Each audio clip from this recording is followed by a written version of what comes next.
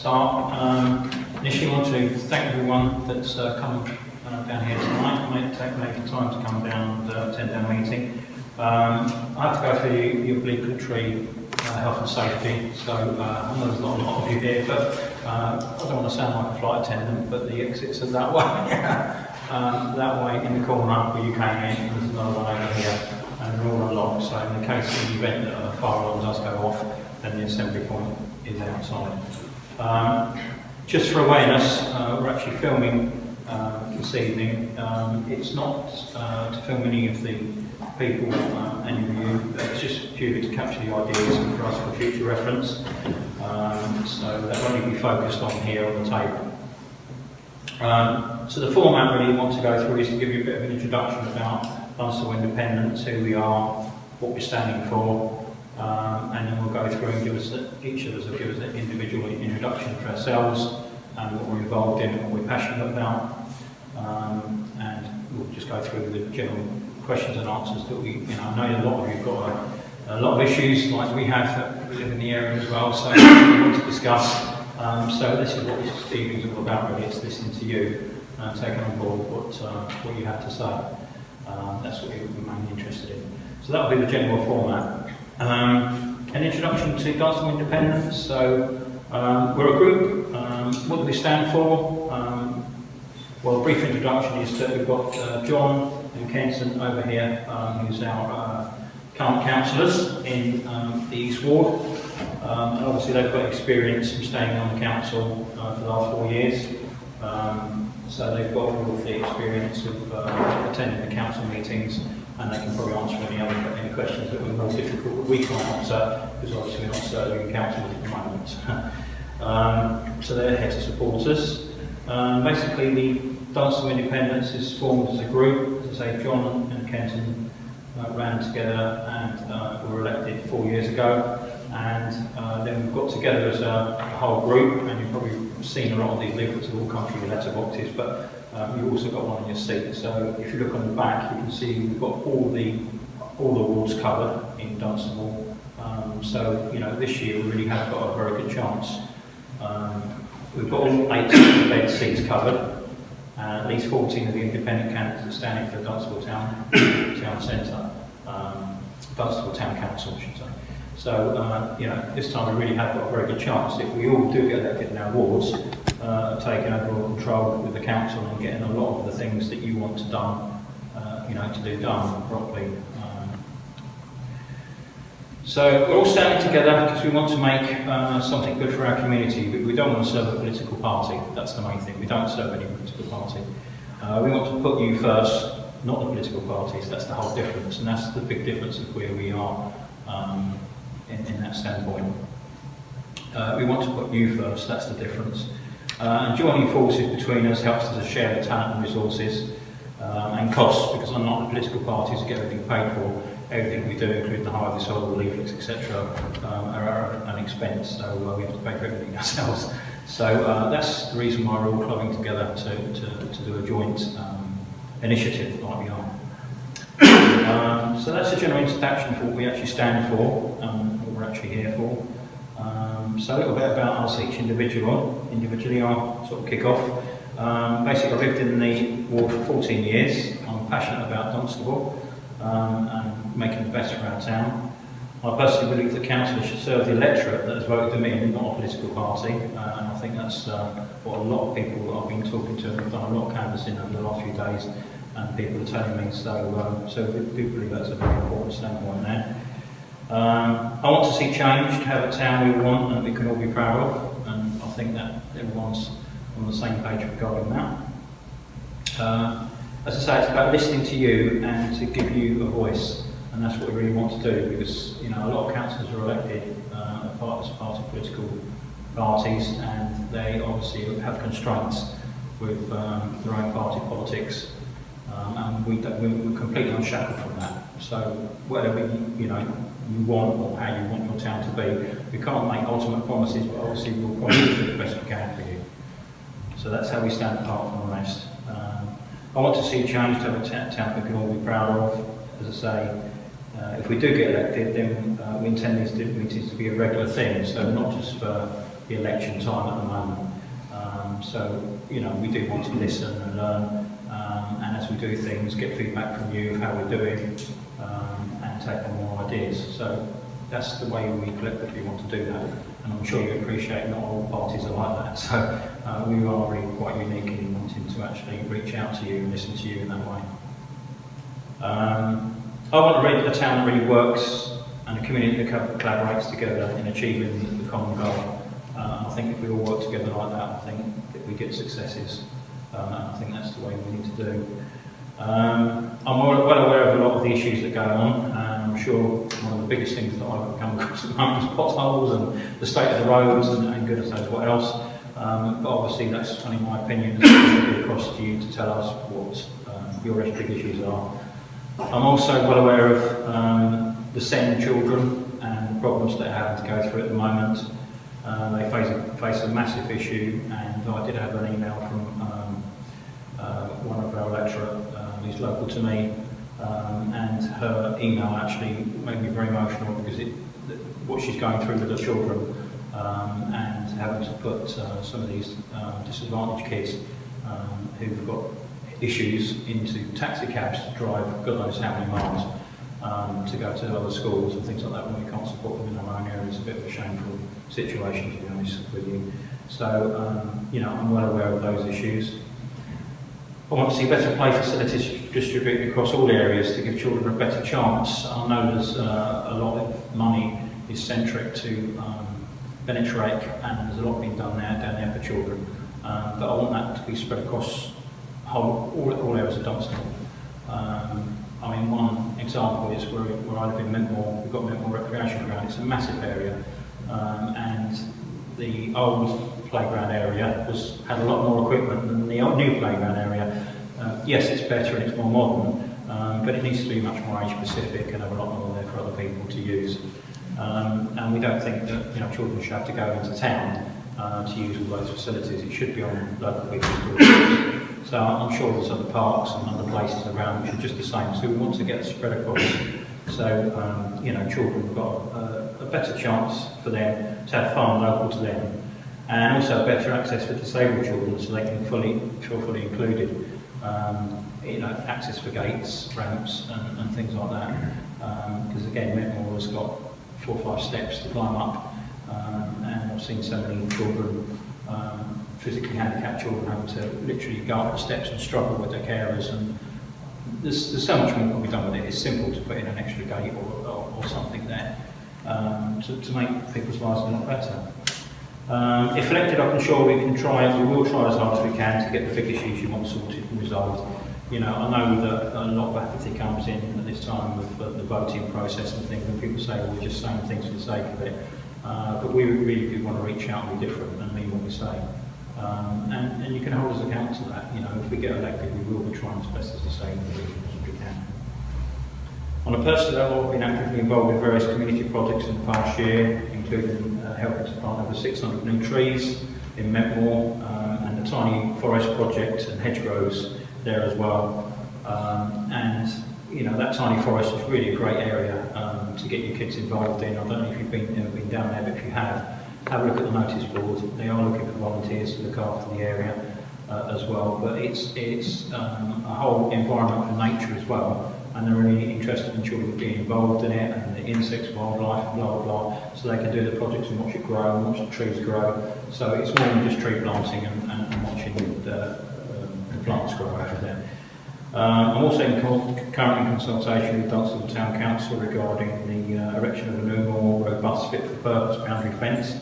Because the people that live there now will probably know it's just a chain link fencing, which is completely unsuitable. It's been trampled down, and it's just a mess. It was a bit of a waste of money to put it in the first place because it wasn't fit for purpose.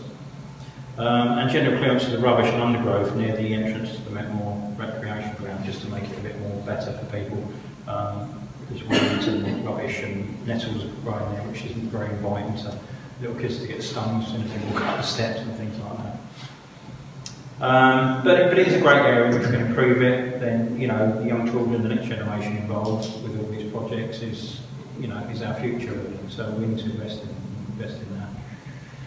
Because the environment, sustainability, obviously it's all good things at the moment, and if kids can get involved in the wildlife projects over there that's going to be running as well, then that'll be a really big thing. I'm sure they'll enjoy it too. But as I say, there is a notice board up by the tiny forest, so please have a look and see how you can get involved if you want to. I'm very passionate about improving things even more and championing your ideas to make this area even better and more accessible to all, as I've mentioned. But as I say, they're only my ideas, so I want to be open to your ideas and to listen to what you suggest and really take that on board.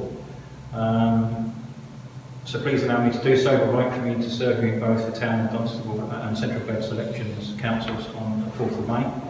And thank you very much for listening to me. I'll now hand over to Khaleel for his personal introduction.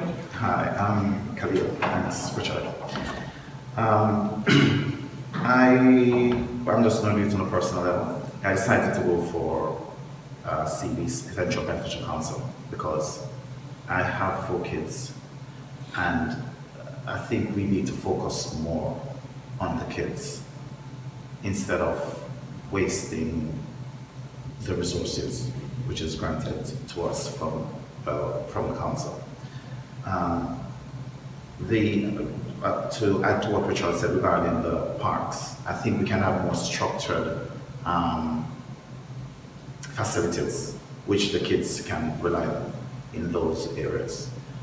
It would be good to see something like a music program within the community, which all of the kids can benefit from, and they can get a head start in life.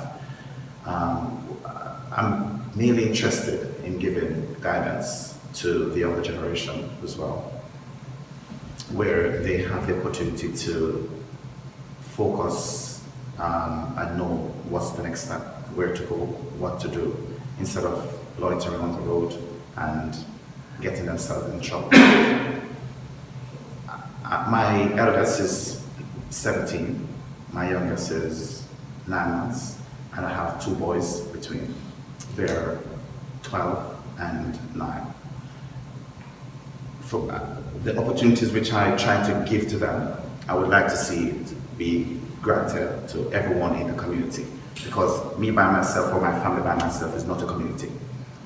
The community is there to support each other, and for me, that is how I see the council. I want to be there to be able to, someone to come talk to me and say, Khaleel, you know what, there's a pothole down the road, what can you do about it? I'll report it to the council, or I'll lobby as much as I can to get it sorted.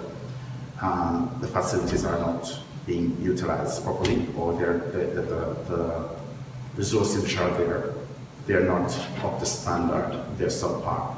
So what can you do about it? I want to be the one to go and say, okay, look, this is what we have. If we possibly channel a bit of resources here, this is what we can achieve.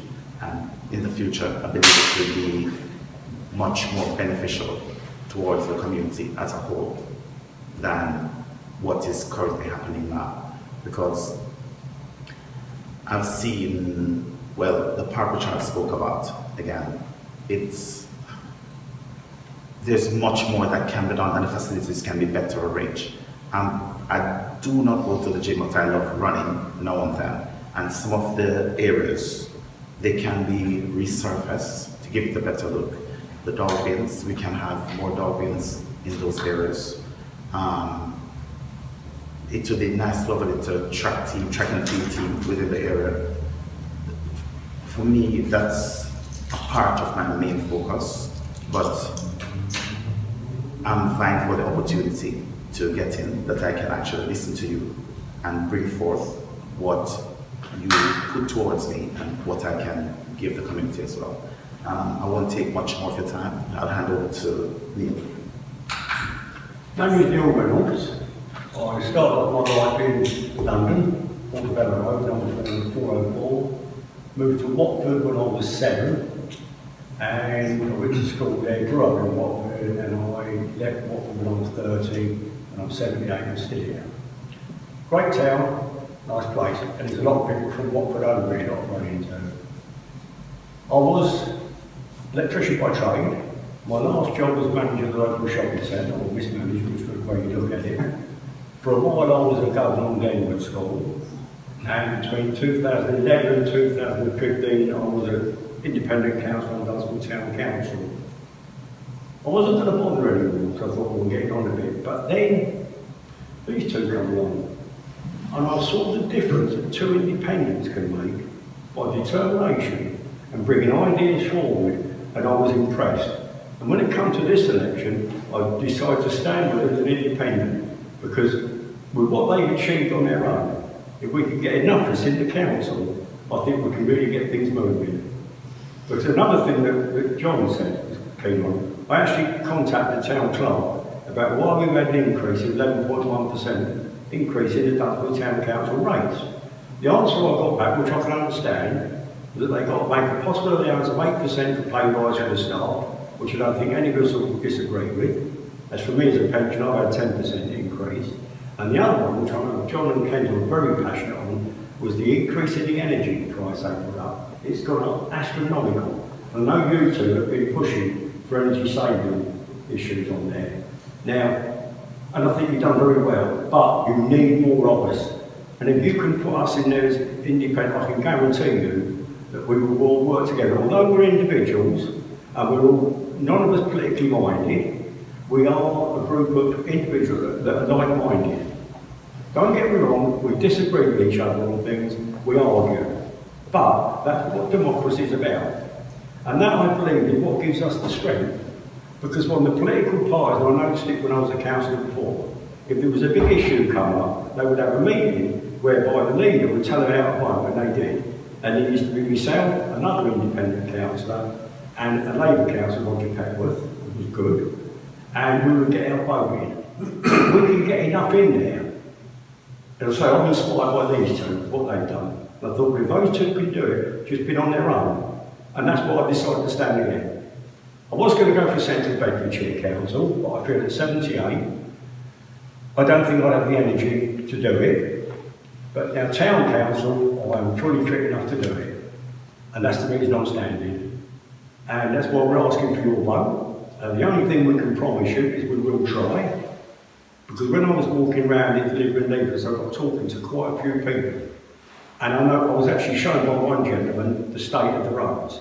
There's a part, they just put an handful of tarmac in it, which is going to lift out in about 3 or 4 days. And it just, I think it's heartbreaking when you consider the rates we pay. And that's the backup we're getting from them. And I say that's why all of us, John and Kendall, because we've seen the efforts they put in, and we want to fully support them, and that's what we're here for. And that's about it, really. So all we can do is say, please give us your vote. We will try, and we will promise to do our best. That's all we can do. All right. So on that note, is there any questions that any of you would like to ask us about us as Dunstable Independents as a group, or us individually, or anything before we move on to our Q&A session? Yeah. That's right. You're okay. Okay, all right, that's fine. I just want to make sure we've got an understanding of who we are as a group and what we stand for, and to get it known that we really are a force to be reckoned with, because we've got the coverage out there. We're not just individuals standing on our own, so we're a group. So with that, I'd like to open the floor to the audience for all your questions and issues or things that you'd like to have looked at. I suggest we just go one at a time and go. I've never voted independent before. I've already cast my vote for independent, so it's good to listen. I was talking to John earlier, and I hadn't realised how significant a small number of votes would be to swing getting the councillor onto the council in a small number. And what I've been looking for is a party of people that will represent and change things that I care about, and things that I'm most passionate about at the moment are what's happened to the town centre, and the way that traffic's being driven away from the town centre, killing the town centre, and seemingly for me, no real benefit for what's been done. Yeah, I completely agree with that. I mean, unfortunately, you weren't consulted. That's all I can say. The current council that is serving on that, as you know, it's a Conservative council, and Nigel Young is Mr. Rhodes, so Basically, it seemed to follow what he wanted to do, but there's some serious contradictions in the road system. A lot of it is good, and I can see what they've done and opened things up. But there's certainly a lot that needs to change. I mean, with the situation with the crossroads, for example, you know, and that left-hand lane as you're approaching from the south, the left-hand lane was always straight on before, and now it's a left-hand lane only. So that means that everything backs up on the right-hand lane. Nothing's going down the left-hand lane, which is absolutely ludicrous. And, you know, as John and Kenton know, they actually took to the council that this has got to change. And they needed to, if we got a general referendum of how, you know, how the public wants to vote on it, and would you recognise the outcome? And they said yes, and I think it was, what was it, 1,084? 1,367 votes to put it back how it was. Yeah. 15 votes to keep it down. Against. So with those sort of ratios, they're not going to listen to that, not listen to anything. So, you know, it was wrong. What they should have done is had a proper consultation across the town, come up with, certainly in my opinion, 2 or 3 plausible plans, and then they should have put it out there to the vote for people to say, it's your town at the end of the day. And that way they would have got it right, because they would narrowed down and taken everyone's suggestions in, and then looked at everything, and obviously not everything's going to be feasible, but you can try and manipulate that into 2 or 3 end ideas, projects that you could do, and then you just put that out to the people to vote on it, to be honest with you. I didn't want to drag it down into specifics, but the first time along the line, I walked through the town, coming home up towards St Albans, and the white pavements were completely wasted with the bollards and flower pots that are taking them up. It's a complete waste of price. Well, that is another issue, as you've probably seen on the front of our leaflet here. You know, we want to have a town centre that we all want, and it's feasible. Now, the situation again, which I can tell you the truth on this one, is that the ANPR cameras, just for a legal town centre car park. It's nothing to do with watching anyone or doing it, but it's purely just for those that park and still park on the crossroads, on the double yellow lines, and insist on it. In fact, when I was coming back tonight, someone had actually parked between the 2 posts, like it was a parking bay. So they're not even parking parallel to the road, they're actually like going nose in between the 2 posts and parking right on the pavement, so the front of the car was near the shop windows. I mean, that's how ridiculous it's getting. It's just got to be stopped, because we've all paid in our council taxes for all this lovely new pavement, which is supposed to be porous, lets the rain through, and goodness knows what else. But it's all obviously, if cars are driving over it, it's not designed for that. It's going to crack, you're going to get oil all over it, and in no time it's going to be an absolute mess. So it's a waste of time. But I can say in the original concepts of the layout, ANPR cameras were actually costed for and agreed at budget level, which John and Kenton will tell you and confirm. But even though that was the case, at last minute they decided to pinch on that money and obviously use it for something else, and try and come up with what they thought was a cheaper solution. Hence the reason why all the posts that was put in, because they were not part of the original plans. And then they weren't working, so they had to bring in the extra flower pots. And they weren't really working, so now you've had to have all these bolted down tables and chairs or whatever in the most odd places ever you can ever think of. Why anyone wants to sit and think they want to sit and watch all the traffic go by and breathing the fumes is beyond me. But they're all there purely as an anti-parking barrier, and collectively well, that must have cost much more than to put the ANPR cameras in the first place. So it's, yeah. So before we move on, what's your name? Ian. Ian. What is your view for the town centre? I'm sorry? What's your view for the town centre? What's the vision for the town centre that you see? That's something I'm doing. So the town centre, how do you see the town centre? Okay, so I've been a resident of London all my life. So I remember the traffic lights before the double roundabouts, before what's there now. And of the 3 schemes that I've done as a driver, the double roundabouts were the most effective for traffic flow. The thing that's most impacted on the town centre and caused, I would say, damage to the town is the widening of the pavements for no good reason. Take out road space. So if I had to say what would I do, I would take the pavements back to a reasonable size, put the road back to a reasonable size, and use things for an efficient, useful purpose.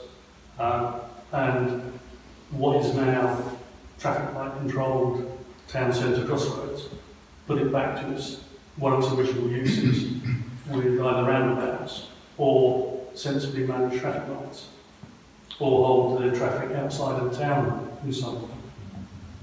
Obviously, you have to look at all aspects, not just from... Yeah, I'm not expecting any one person, any one party. Because I think what sort of what I'm looking for is somebody that is prepared to influence those decisions. Yeah, because from a perspective of the pedestrian sort of side of it, I think you like the fact that all go red and then you can cross, in relative safety. So that's one aspect from it. So there's different viewpoints, obviously, from motorists to say we obviously have to get the balance right. But you're quite right. How the pavements have been widened and centre reservation, where they took the lanes away, they widened it to put the extra pots in. But you also got that problem then as you're driving down from the south through town. We've got the right-hand lane to turn into where Asda's and things like that. You can't get down there because it's a single lane. After the traffic lights, it goes from 2 lanes to 1 lane, then back to 2 lanes again. And you're stuck behind all that traffic in that single lane. You can't turn right, you can't get through, even though the lights are going red, over green, over green. So it's crazy. Sorry, I'll keep quiet about traffic in a minute. Yeah. A significant amount of what was usable road is now unworkable pavement. Yeah, I Put agree. a bit like that west, where they've made it wider and now you can't turn. There's only the 2 lanes when you've got traffic going straight road, right and left. Yeah. And there's no need for the pavement to be wider there, because you don't get loads of people walking there. Let's face it, not in the centre bit. I don't quite understand why they made that decision. No. That has Well, made... well, as I say, none of us do, because unfortunately they didn't consult people, they carried on and did what they wanted to do. And then, as I say, this is the sort of arrogance that I'm finding when talking to people. They just feel that they've made a decision, they've done what they want to do, and you live with it. Well, we don't want that approach. We want to listen to what you've got to say, put different ideas out there, and people to vote on and things like that, so we get a democratic way of doing things, rather than just being dictated to. You're going to have this, you're going to have that, and like it or lump it. At the end of the day, it's your council. So you should have a say. It goes deeper than that. As somebody you can see using a walking stick, when you're trying to go across that diagonal stretch in the middle of the town, You haven't got long. it doesn't give you enough time. So I've probably learned the other thing, is I've also got a lung condition. To sit on those benches in the middle of the town is going to do my lungs a great deal of good. So the idea is for medical purposes to eat my lungs by all the fumes and make me rush across that vertical crossing. They failed. And I've actually wrote to the council about this. I've actually spoke to John about it as well. But they won't listen. The CPC won't listen. Hopefully, with these chaps in A-Wing, they'll have no choice. But for someone like me, and I've talked to other people on walking sticks, it's not pleasant. And when I get old enough to be on a motorised Zimmer frame, it's going to be even worse. So, I think that gentleman there, I agree with everything we've said, what the gentleman and lady there, but there are some... But none of us have been consulted though. None of us have been consulted about these things. Well, that's the problem, and I think it was pretty obvious when they were doing it, as you walked through, that things weren't going to work. Yeah. The pavement widening was senseless really, because it wasn't necessary to widen the pavement.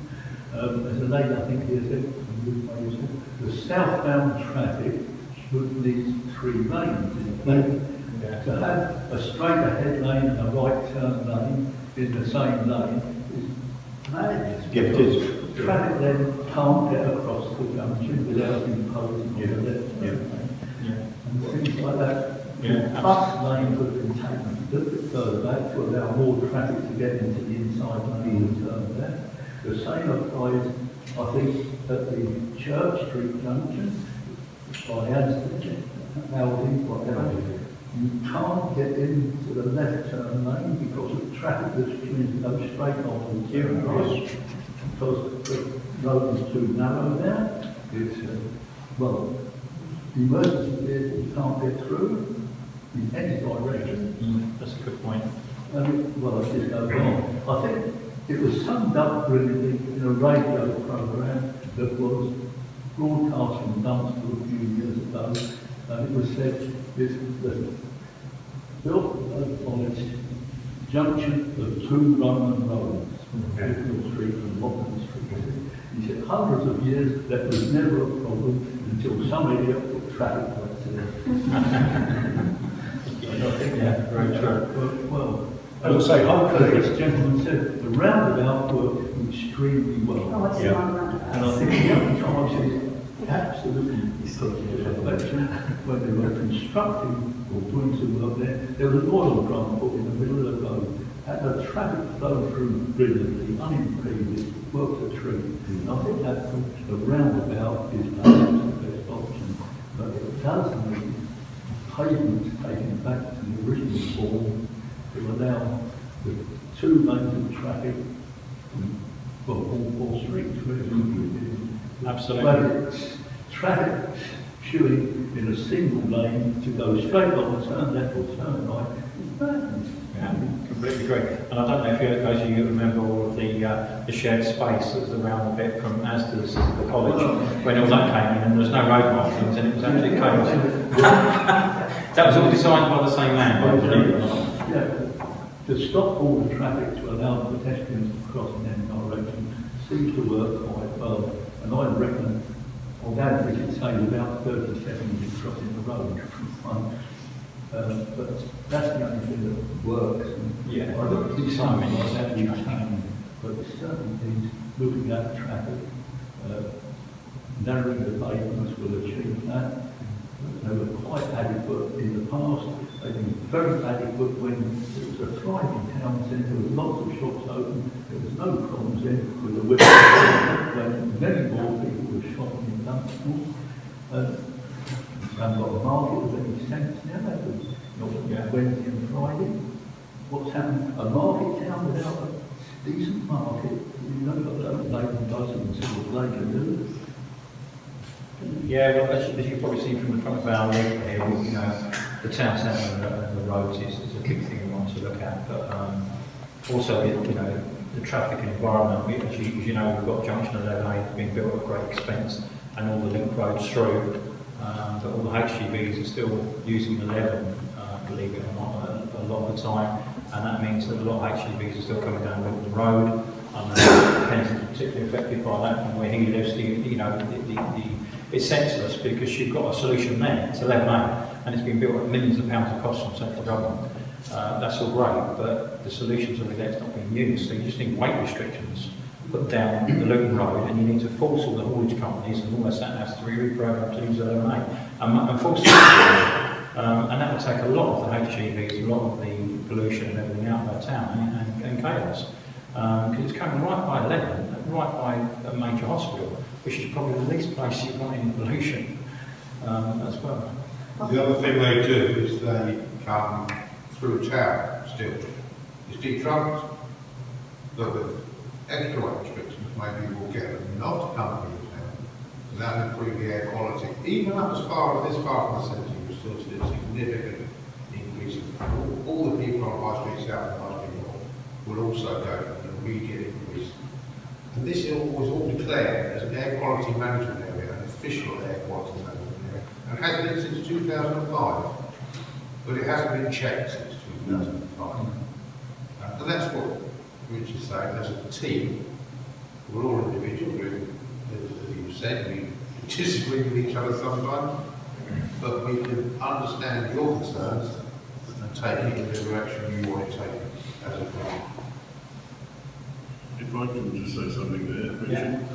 Talking about the town centre, it's actually not fit for purpose because the idea of the changes was to allow the traffic to flow more quickly. I know, because the thing is, if the traffic flows through the town centre faster, more easily, then there will be less build-up of emissions from and pollution from the cars. But because they're sitting there, because they can't move across, the pollution from the cars builds up. So they've actually defeated their object which to make it flow through more quickly. That's what I was going to say, is the wider streets are making it a longer queue. So you are sitting there longer and it will affect people like you. What concerns me is children in buggies. They're lower down near the exhaust pipes. There's a huge back to highway on the pub in the town centre. It's ridiculously long. Yeah, well, this is what's happening. It's not allowed to flow. But from what I can gather, Nigel Young apparently said that it's traffic calming. So he wants to calm the traffic down, but all he's creating is congestion and fumes and pollution. But all I can understand is that from that aspect, that's what they saw it from. They want it to traffic calming, just like these speed humps and everything else. All you do is punish everybody, rather than just the odd few that are speeding. I'm sure there's better solutions to all this than what we've got at the moment. But yeah, you're absolutely right. Anyone else got any other questions they want to raise, or issues burning issues they want to discuss? My issue is within Central Bedfordshire Council and the fact that all the Conservative people are voting how they've been told to vote, which is not in the best interest of the SEND children in the county. They voted recently, didn't they, not to look into why they're having these issues. I don't see why they would do that. And I want my SEND children to have a better future and to have what they should have. They're not meeting their statutory obligations, even though there was a meeting recently and she said they were meeting their statutory obligations. They're not, and they haven't been for years. I can tell you, the last few years, my children, they haven't met their statutory obligations at all. And I know they're not, and I know there's people who are far worse, and their children have far worse SEND issues than I do. And their children are being failed terribly. And the council don't seem to be taking that on board and taking it seriously and actually doing what they should be. And then they're spending huge amounts of money for some outside company to come in, look at the EHCs, and then I don't even know what they did with that. I have no idea. They might have looked at my children and found that they were failing, that they weren't good plans, and I haven't been told. I've got no idea, but I know they spent a lot of money on it. Yeah, I agree. It just seems completely ridiculous. And from what I'm hearing is that they're spending fortunes in our money, with taxi firms. They're just taxing people from right, left and centre. And obviously these are children that don't tax that kind of. I don't quite understand. Recently, I think I read somewhere from central government they were going to be given money for a new school, a new SEND school, and then they said they didn't need it. And now they don't have enough places for the children that they've got. I don't quite understand why they said they didn't need this school. I think they forecast how many children that they thought that they'd have, SEND children, and obviously their forecast was way off because SEND has gone up and up and up, and it's predicted to go up and up and up still. And there's just not enough SEND schools, SEND places for these children to go to. So they are being ferried here, there, and everywhere. And is it my understanding that once they actually start doing, because I think this is probably one of the problems of why you've got it, once they start the process of taking the child on, then they've got a legal obligation to complete that within a certain time, and I think that's probably the reason why they don't want to take them on, because the clock's ticking. I personally applied for my own children's EHCs, but they should, within 6 weeks, they're supposed to tell you what their decision is. Right. Now, I applied for mine 4 years ago, and they didn't meet the 6 week legal obligation that they have to tell me as a parent, because they didn't have enough meetings. They were never going to meet that obligation, because when I sent my letter off, they weren't, I didn't realise I missed the deadline for when the information had to be in from school, so it had to go to the next meeting, so they were never going to meet that obligation in 6 weeks. They were having the meeting on the 6 week deadline, and they didn't rush to try and tell me. They were just like, oh no, we'll leave it another week while I'm waiting around to find out. No, we're not actually going to see if your child does have any issues.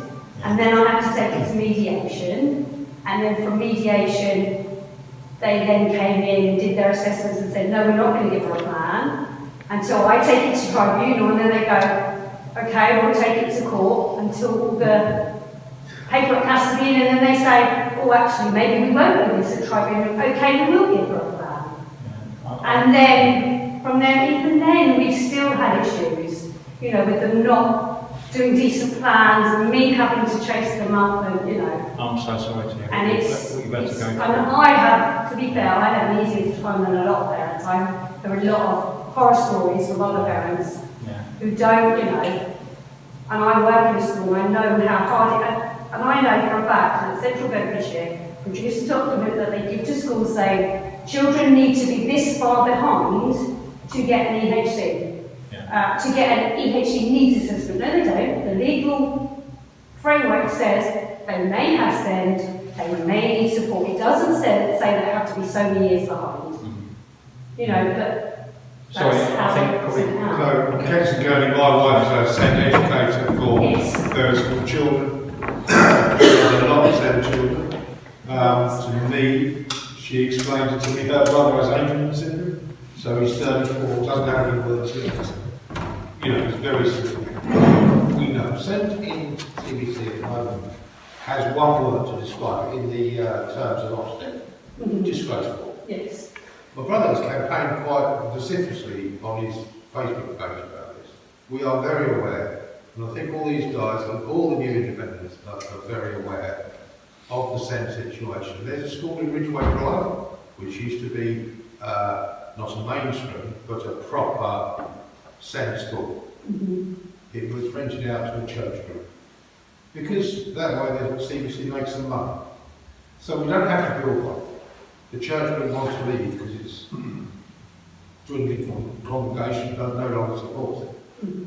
We should take it back on, fill it with children, because my wife says we've pushed all the serious SEND cases into mainstream education. Mainstream education is very inefficient for coping with serious SEND. Oh, yes, I can. Yeah, exactly. They're not set up for it. So there are ready-made solutions. The independent team, hopefully, will get out, point these out, and empower the officers, because it's the officers that drive it. We have to put the officers in a position of do it, go and find the officers, show us how good you are as officers, and then we'll applaud you. It's we can make this a positive thing, and that's the method. And these guys have our support in pushing that forward. So, Well, I mean, I know from, obviously there's lots of Facebook SEND groups currently, and I know that the independent ones are the ones who, within council meetings, are bringing things up and are asking questions, whereas Conservatives just go with the flow, yeah. they just seem to, no, there's not a problem, what are you talking about? And it seems to be, they seem to be ignoring it. there is a problem. It's very, very serious. Well, as I say, I think it's easy to, you know, I think it is that astute attitude with everything, with the roads, with the SEND problems, and it's very much like we'll carry out what we want to do and you'll just get on with it. And it's that arrogance that's come across just talking to people and they're fed up with it and they want to make a change. Sorry. Yeah, I think a lot of people, I noticed when I put up articles on Facebook about SEND issues, a lot of people don't pay any attention to it. And maybe a lot of people don't understand the issues. I'm surprised really because special educational needs, I'm a teacher by profession and I've taught in special educational needs schools. There's one in Hertfordshire, in Stevenage, which is fantastic because they bring everyone there and it just specialises in special educational needs. But I think what happens is a lot of parents kind of think, oh well, my child hasn't got anything wrong with them, so I'm fine. And they think that if you're in a SEND category as such, then there must be something, you must be extremely poor in all kinds of things, and you must be extremely disabled, but it's not the case. Because I've taught children in mainstream schools where they may have ADHD and Asperger's, but because there isn't a school available for them to go to where they could be taught separately and maybe better, they get thrown into the same class. So you're, as a teacher, you're trying to keep this child here, who's doing all kinds of things, you're trying to keep him occupied, and there's another 29 over here who don't understand what's going on over here. And so all children being failed in that situation, aren't they? It's not just the special needs child, it's the other 29 as well. Exactly. So what happens is, I think it's more awareness. You know, it's special educational needs isn't just people who are, or children who are extremely have extreme needs. It covers anyone from dyslexia, being dyslexic, and then having ADHD, Asperger's, up to a higher spectrum, and having physical and mental disabilities. And it just surprises me that why so many parents, and possibly grandparents, don't sort of pay any attention to it. Because one person mentioned taxis. It's like someone saying, right, every month you've got to go down to that taxi rank and give 20 quid to taxi drivers, because that's what is coming out of your council tax. And if you did that, your wife would say, well, why are you doing that? This is stupid. But that's what's happening. It's more than that, it's £5 million last year, I think it was, the taxi bill, which would pay for 5 schools. Which would mean you didn't need any of the taxes, you could put all the more serious, the affected children into the 5 schools, free up the mainstream education. And it's just a whole better way of doing things. Yes, the politically correct idea they had of putting everyone in one mainstream education, however handicapped they are. When you see my brother-in-law, Ali, he still has nappies. He's 34 years old. He couldn't go into mainstream education now. When he went abroad, he had to go to a passport interview. His mum took him along and said, there he is, you ask him a question. He doesn't speak. He doesn't pay any attention to what you're saying, he just picks things up and plays. That's one very extreme end. But putting those young children with those limitations into mainstream education is cruel to them, because they don't get the education, because the teacher doesn't have the training, special skills or knowledge to deal with that one special child. They need to be in a class of 6 with 2 or 3 people who know exactly what they're doing. The rest of the class completely stops because the teacher can't teach because of the one child. It was an idea, and it was a bad idea, and we need to revert to proper commitment of resources, proper organisation of resources, and to a large extent this is just organisation of resources, i.e. open schools don't pay for taxis to go 50 miles. It's not wrong, it's not rocket science. Yeah. But you three are not pandering to any political dream or idea, or that's the advantage of being independent. You don't have to defend what went before. You can say, well, it seems logical to do it like this, and that's what's new, that they're going to represent what you say. I mean, we've even heard of extreme issues as well, that are being sent off to places like Wiltshire and things like that. The parent was told their child was going to be sent. It was only just in Wales, and it was near the M4, so it wasn't the other end of Wales. 2.5-hour journey they gave me. You're going to send your child to Wales, because it's only just in Wales, to be fair. But it's right down the M4, it's a blooming journey for a 6-year-old kid. But then, obviously, 2.5 hours back at the night. Right, so they're not set up for that On a daily basis? On a daily basis. 4 days a week. There was another case 2 years ago. I went to make a presentation to the Central Beds Full Council on a different issue. And there was a parent there who was making an appeal for her son, who was 10, and he'd been diagnosed a couple of years previously with having special educational needs. And instead of trying to find them a school locally or placement locally, the council's end solution was to send that child to a boarding school in Lancashire and pay for their boarding, their housing, £100,000 a year. But they were only going to pay for the child, so because it was a boarding school. So the parents, if they wanted to be with their child, they would have to move there. But that was their solution. And that child was 10, so he would be in another 8 years of full-time education. It's £800,000 a year, and that's coming out of your council tax. And I don't think that's really the right solution for Central West Council to continue doing. No, it's unsustainable. There's no justification for stuff like that.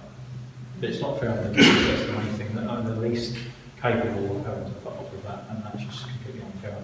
How you expect them to go through a 2-hour journey and then have, be educated when they've got special needs in the first place, it's just beyond me. That's next to jet lag.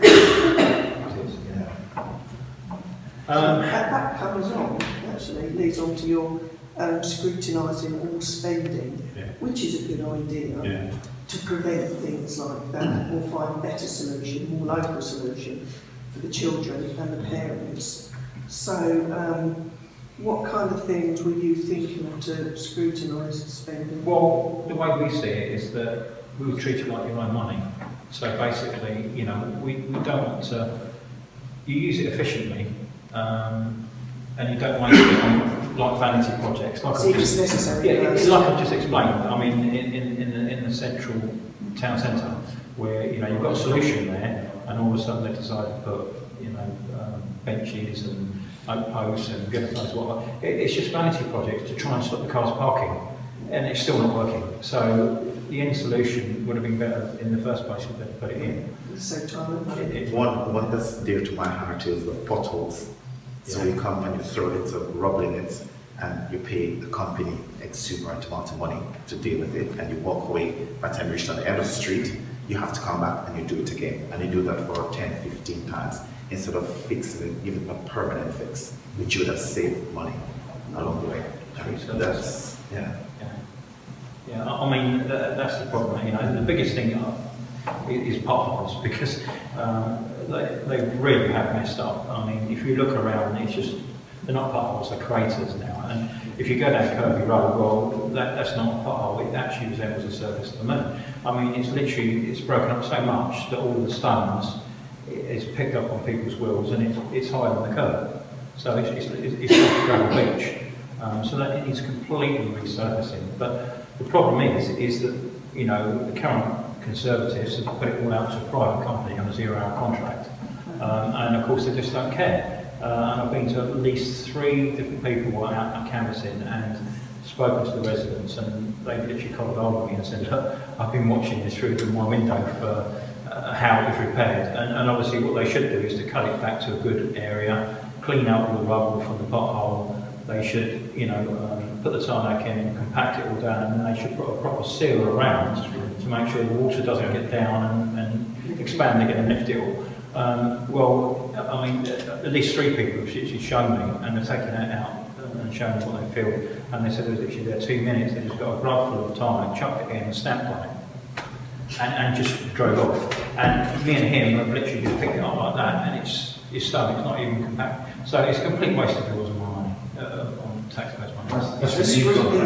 So no, what we want to do is what we've got on our leaflet here is to bring that back in-house, because it's ridiculous, because we've got the council depots down the road, we've got all the equipment in there, and the trained guys that know how to do this job, and we've been doing it for years, but because the Conservatives have outsourced everything to a private company, they obviously can't use that. And from what I'm hearing, the new company, or new or the old company that's taken over, hasn't actually got some of the right people to do the job. So, everything Richard said, we would look at, there has been a trend for 25 or 30 years, it went on Labour government as well as Conservative government, to put things out of contract, How do they make it cheaper? Surely you've got to pay the guys the same to do, oh no, you put on 0 hours contract and use it. Well, that's not good enough. Investigate that, bring things back in-house where it makes sense, where these are good council officers, and they are. We'll do a good job of running it. And the guys will do a good job, because a bit like the health service, if they go around surfacing whole roads with a machine, people will come out and applaud, and they won't be used to that. The other area is capital expenditure. They formed at least one company, I think it's 3 companies, but there's one that I'm 3 companies. One of which is called, for instance, New Vista Homes. 3 of its directors are 2 of the senior councillors, both from Dunstable, unfortunately. They don't understand how this looks. or we form a private company over here, and we don't make any money from it, or we operate. Maybe they don't. But how does it look? Well, we would like to investigate that spending, see if it has been spent well, if it is being spent well, because they're building homes, making money from building homes, so the council should have millions in the bank. Only we don't. So we should go and have a look and say, oh yeah, there was that unexpected drain problem, we understand, you spent 10 million on it or whatever, but we should just go and have a look, clear up everybody's minds, and say it's all about board and kosher, and we can do these things ourselves, and we will do them well because we believe in them. There has to be accountability, fiscal accountability. Well, what you say about council tax is absolutely right. I mean, you know, I think from what we've seen, the parties, you know, the other parties are putting in their leaflets and things like that, that they've looked after the roads and things like that. People can see that they haven't, and you know, it's just non-existent. Oh, yeah, I was going to ask, people aren't false; they can see what's happening in the roads. where it comes scrutinising spending, and one thing they've got on here is they spent out 1,500 new street lights. Did we need 1,500 new street lights? What was wrong with the old ones? Well, the whole thing is Yeah, but are they different? You know, are they saying they're different from the old ones, or what technology is different than them that they have? That's Probably the LED done. Well, they have added LED lights. What I would say is whether they're made in Bedfordshire or China. Because if you put a place on China, they're the same as the rest around the country. well, they have put some LED bulbs because they are more efficient. I was wondering, what was it necessary when that spend could have been like gone towards that school? Yeah. Individual. That's what I I might think that was a better. Yeah, that's what we mean about fiscal investigation. I'll try to give you another example of the scrutinising the spending, which we have looked at already. It's really trying to crush costs, because there is lots of over expenditure. For example, Central Beds Council has their own marketing department. Now, when you have a marketing department, what you're really trying to do is sell something that your competitor sells to the same number of customers. But Central Beds Council don't have a competitor. You know, the library, where we have the library, there isn't another library doing the same service. So why are we marketing, why are we spending over £1.1 million a year trying to market, Trying to sell the council. trying to tell you how brilliant Central Beds Council is? You work there, you're like a part. So that is just wasted money. That staff could be doing something more useful. Exactly. And a lot of people have felt with, you know, this year obviously the council put up the council tax. Well, they have because they're just using their reserve for it, and everyone knows that because you can look at the trends in the graphs, and it's obvious over the last 20 years or so. You know, they're actually taking more from you the previous 3 years than they really need to build their reserves. And then on election year, they're giving you, saying it's a 0% increase as far as CPC part is concerned. But it's not free. They've raised the charge you invariably for the last 3 years to give it back to you in the full. And then next year it will go. Everyone knows that it can't be zero this year if the heating, lighting, gas, everything's gone up like it has. Yeah. So, you know, people aren't fools, they can see through this. It's rubbish. Sorry. The fact that we've got rid of the council offices in Dunstable now, is that going to make a difference to us? I mean, I heard that it was because it wasn't cost effective, the building was too expensive to run. I mean, I don't know whether other councils normally have 2 buildings, because obviously now we've only got chick stands. I know in Dunstable we used to have all the children's services in Dunstable, in the council offices, and now obviously they're over at chick stands. I don't know, I take it there'll be houses or flats there pretty soon. If they get their way, if elected, I will be taking them out from chick stands and showing them all the lovely fields around chick stands where we think we could build some lots of flats. Personally, I don't think, certainly Dunstable, Labour buzzers, out in regions now, they've had enough. those places have had blocks of flats built all over the place. And if it's not popular to build blocks of flats up near Chippston, fair enough, I would agree with that. I do love the green fields, but perhaps we've just got to the point where we've had enough building. It feels like Dunstable has been a bit of a testing ground. Like the fact that we went from 3-tier to 2-tier through the back door, Yeah. without consultation, because parents had already voted down 3-tier, yet Date Buzzard's still got 3-tier, even though they're desperately trying to push through 2-tier. And it definitely came from the council, because I was in school at the time and they basically said to the heads, come on, don't you want to put something in, don't you know, you want to go bigger and, you know, look at what happened to some of the middle schools because they weren't fast enough off the block. Now they've got houses and there's lots of flats, and I was at the meetings and they said there would be no flats for 10 years. We've had stand-up arguments with councillors who have said to me, to my face, we've got to put a block of flats here, they're going to put one on this London Road. Okay. And I said, you can't be serious, you cannot be serious. I've John McEnroe for a few minutes. You cannot put a block of flats there, will ruin the lives of the people who live in these 20 houses. Well, yeah, but we've got to do this, the government wants us to do it. So because they're in a political party, which is empowering the government want you to do it. I said, I don't give monkeys what the government wants to do. I give monkeys what the people want done. And they don't want blocks of flats there. And that's the point about these independents. We may disagree. One of us may think the block of flats is a great idea. If 12 of us don't, that doesn't mean we have a big row, we just discuss it, talk it through and say, yeah, okay, you're right, we should do what the people want. And that is what we're fighting against. We're fighting against diktats and for freedom of speech, adoption of independent ideas, other people's ideas, your ideas. And How many independents would you have to get in to be able to vote down? 8 would be enough in Dunstable. We then have control. Hopefully we'll get all 14. Then you potentially got 5 here. Well, for central beds, what you'll need is, there are 16 independent central beds councillors at the moment. So there are 48 standing for election.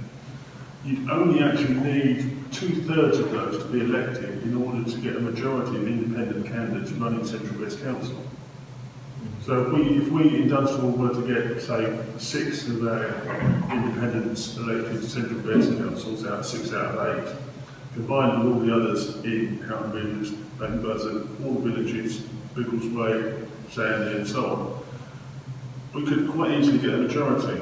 And in the Town Council, there are 18 seats available, and the independents are covering 15 of them.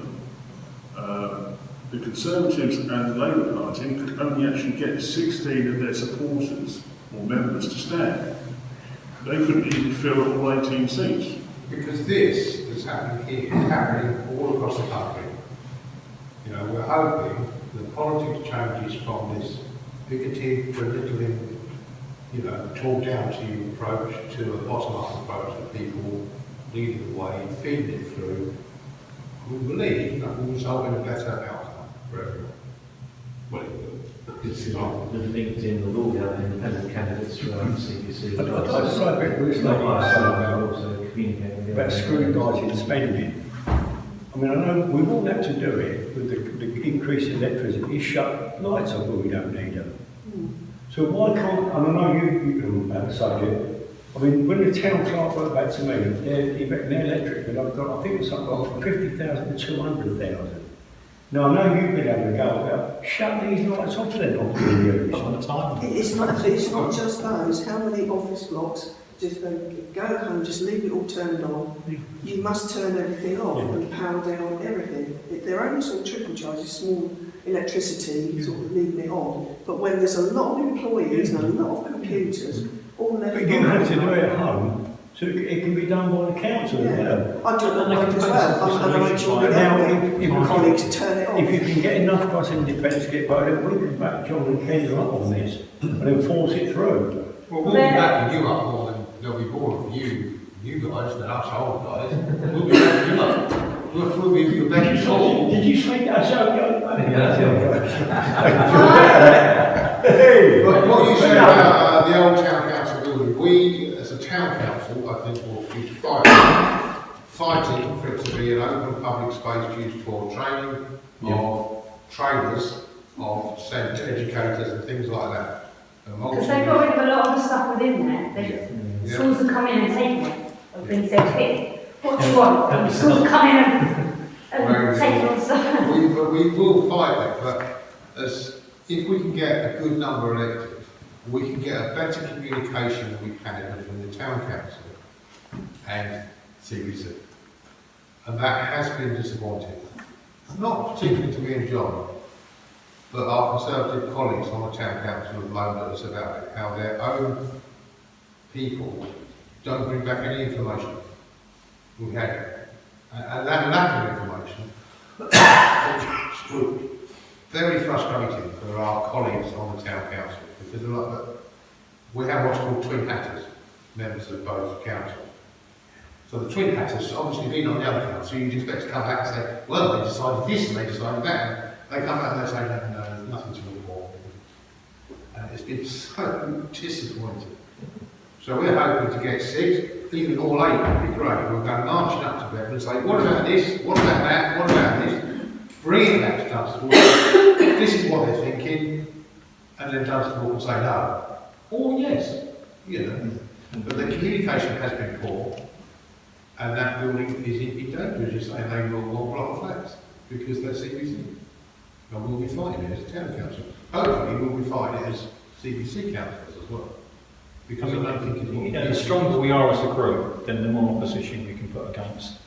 So I know that they're obviously spending money within the SEND department. They have lawyers, they have a company that they use. a legal team. A legal team. So I've had a legal letter to say they're going to be represented by this lawyer when we go to tribunal. I'm like, I don't care, because I know that I'm right. And my child is entitled to this, and you can bring the lawyers on your right, because I know. And the money, you know, they've sent me a letter, and I'm like, well, that's just cost you money. And I know that you are going to give it before we get there, and of course they did. And they know that, and the day before, and that's true of a number of cases. Yeah, they know exactly what they're doing, they're just playing along game. Personally, this is because the officers must realise that more SEND schools would be an advantage. The officers are deliberately cocking this up. Well, they're hoping that people are going to go, oh, okay, maybe. We've got to spend more money. Well, parents are going to go, oh, well, maybe I won't win, I won't take it through, or I've been turned down, I'm not going to take it any further. Parents aren't or it takes time to go through, and in that time they're not spending the money. Yeah, it costs them more in the long run. That's the point. How much cheaper would it to be to satisfy your basic needs? Because you're not asking for your wives to die. My mother-in-law moved to Cheshire. They said, oh, Ali is perfect for this place, condo house, which is, it's not in Cheshire anymore. And she just moved from Wellington City to Crewe. And said, oh, so if we lived in Cheshire, he'd be eligible for that. And then she filled her address as Cheshire. So actually, now I live in Cheshire, then you'll be getting in there. And they went, yeah. And that's the length parents have to go to. Yeah, it should be in postcode lodge at the end of the day. Everyone should have the same time. It's cheaper to actually fulfil the requirements stipulated by law and demanded by parents. Parents won't stop demanding. They don't. They're your children. You're wrong. You're 100% wrong. And it would just be cheaper to do your basic requirements. Because those £2,000 letters wouldn't be sent out anymore. But in the current thinking, it's like, oh, let's cause trouble and ruffle and...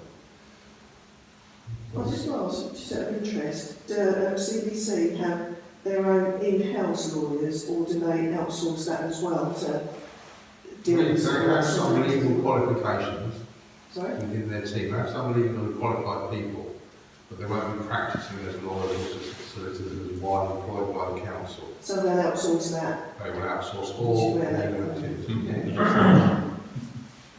the moment. There's probably a reason for that, because you need specific lawyers for specific types of transactions. So. You can work in the banking industry with in-house lawyers, but when you have a case, you're probably calling barrister or whatever, depending on the topic. But really, you want to have a situation where we don't need the lawyers because they've done the job.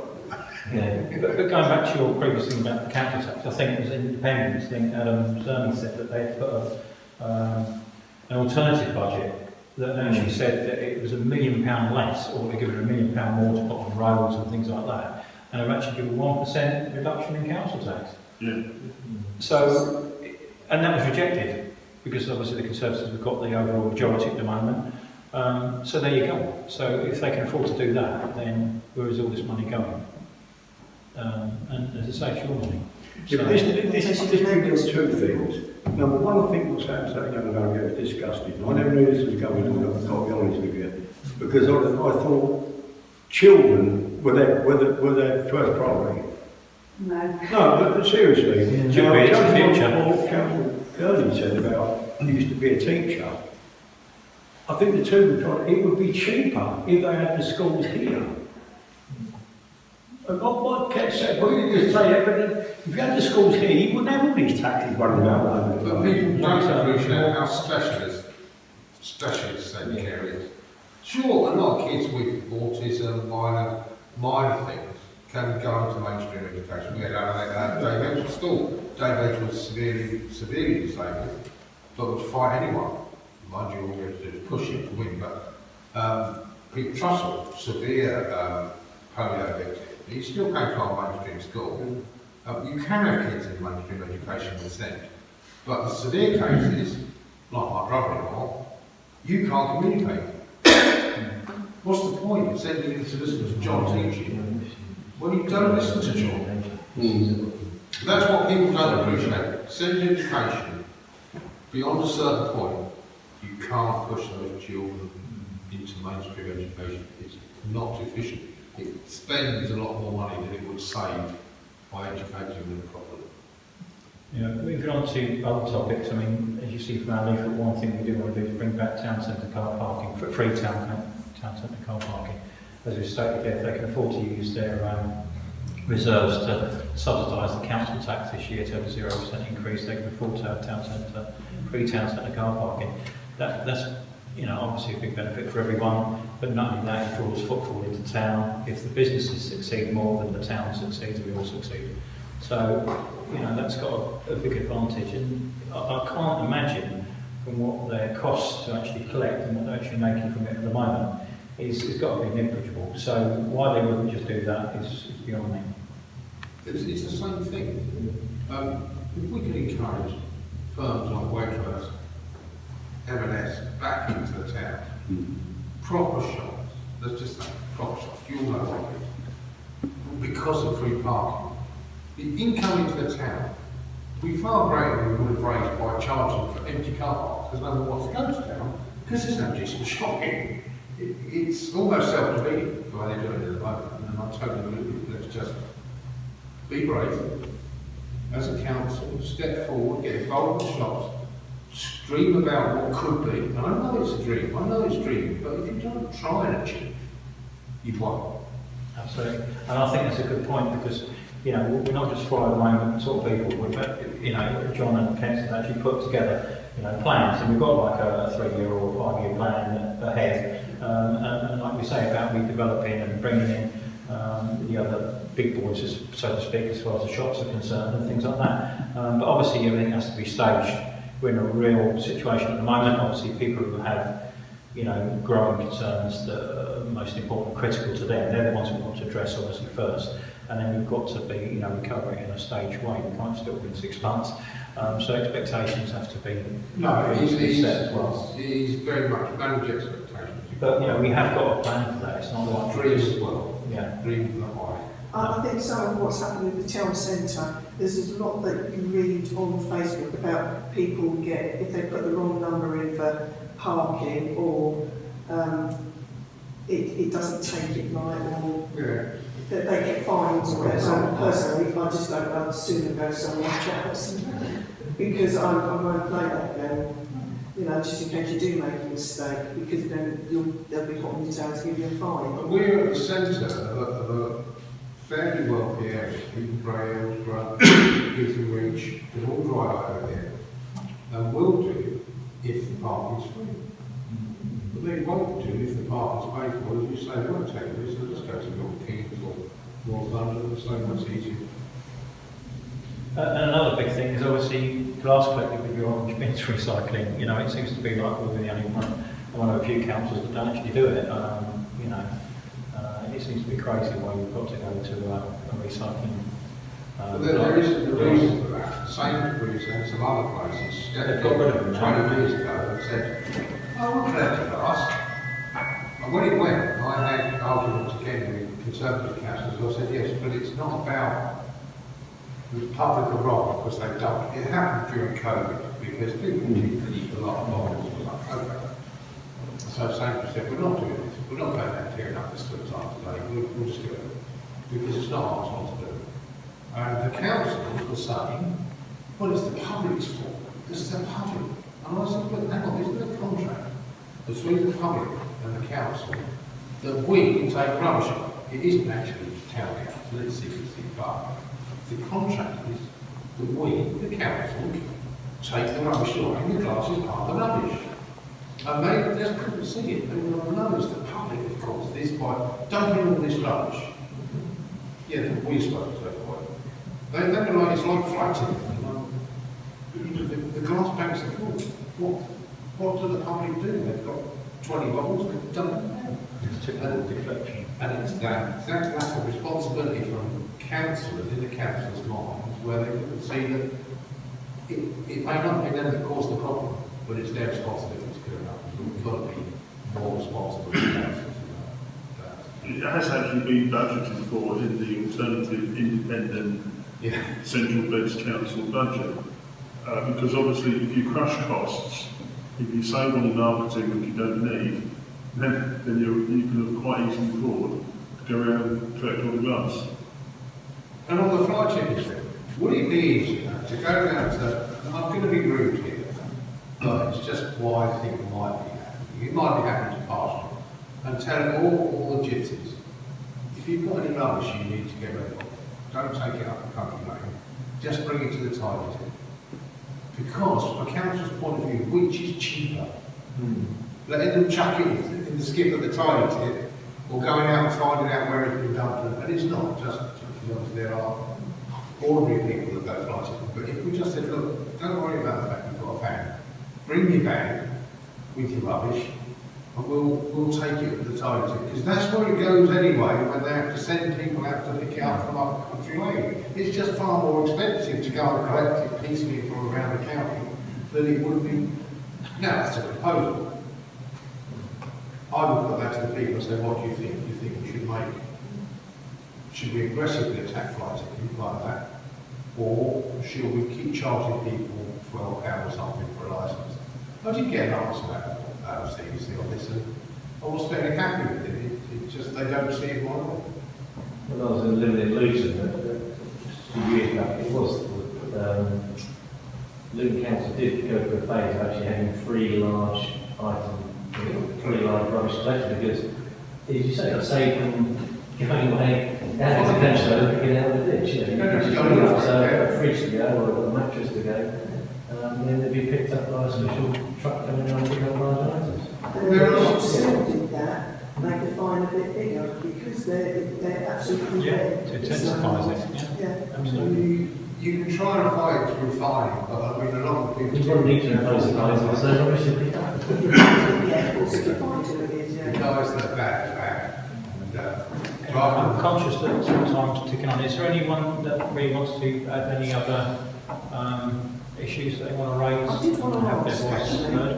this Conservative that came round the other day. we're not carrying that out with you. In fact, we're talking about rubbish. So We've got One of the things that they said that they will deliver is no work-based car park charges and no congestion charging. And that's what they'll deliver. So the way it's written is sort of, well, was that on the cards anyway? Congestion charging or work-based car park charging? Congestion charge, I've done it as well. This is what really we good.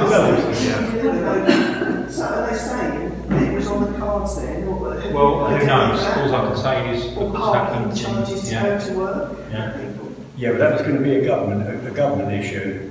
nothing to do with CBC. The government did think about it as a way of raising revenue for people who are having free. They were going to base it on the tax system. If you're getting free parking, it's a gift part of your wage you're going to get, so you're going to get taxed on it. The same as years ago, I used to have a private medical company on the group. I used to get taxed on it.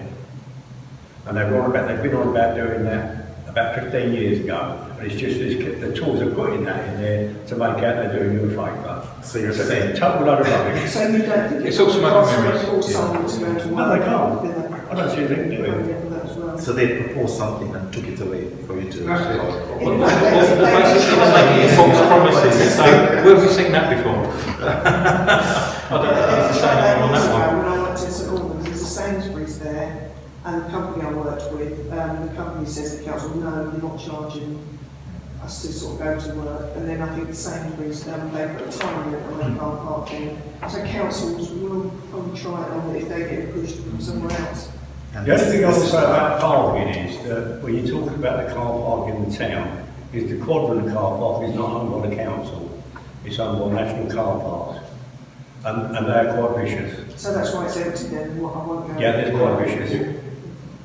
Because the centre itself is owned by an Israeli investment company. And when I worked there, it just been brought by a Dutch pension fund company, and they left it alone because we used to, you'd pay a ticket, and you used to have blokes going around. I usually tell them to take it easy, because you don't want to frighten people away. You know, you want people to come, you don't want people to come in your set and have to spend money for the privilege of spending their money. But national car parks, I'll give you an example, blocks of flats that are at the quadrant. Now, we used to finish about, say, 6, but from 5:30, we'd let them park there. They have to pay now, otherwise they get a fine.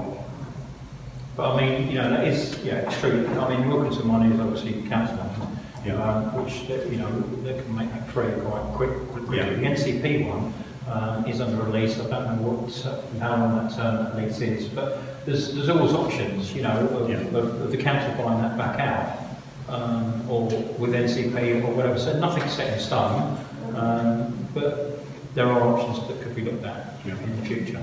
And obviously, if the savings are being made on the other parts of the money in the budget, then that could be used to do other things without charging any more, you know, for your taxes to be able to do so. So I was 10 years ago, because it was a Waitrose when I first moved to town. Yeah. Well, as I say, that's our idea, was to bring those sort of things back. Is there anyone else that's got anything that they want to raise, or? I was just going to mention the company that mow the grass verges and that, which I imagine is outsourced rather than the council grounds people. But why aren't the council grounds people doing it? I think it changed last year, because last summer it suddenly they just mow it and they just leave the grass all over the pavements. Green parks, Sorry? done by Dunstable Town The Council. parks are, yeah. Other areas have been adopted by the Town Council. John Crawley, our guy, doesn't, even though technically CBC should. There's a couple up in the outside that it's been suggested we adopt, because they never run them. Otherwise we do just, you know. CBC do something on it out, but they've actually got their own guys as well. And the other week I caught them tidying up literally the strip of land next to Amsterdam. And they are CBC guys, who I asked them. But a lot of it I think they do stuff out. But it's a complicated situation. We've got these two ownerships and three responsibilities. Yeah, but does nobody ever sort of oversee it to make sure they're doing a decent job? Because it used to be all right, but it seemed to change. But if things are in-house with the council, then they've got control over it.